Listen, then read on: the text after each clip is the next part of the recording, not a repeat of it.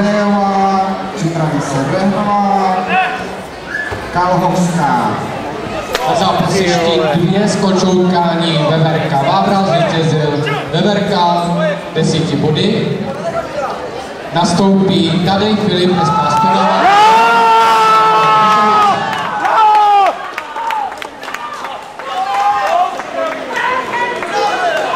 Připraví se Citár Marek Sokol Tvrdovnice, Kašpar Ludvík, TL Lokomotiva Česká Lípa.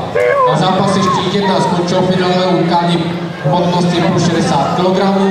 Král Koro, zvítězil Král a stává se tak převodníkem České republiky hmotnosti plus 60 kg.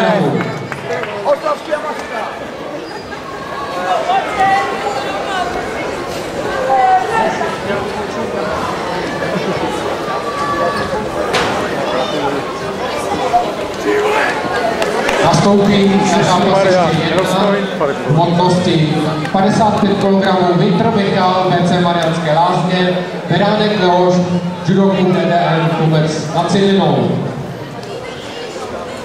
Připraví se Reicher Matyáš, Praha.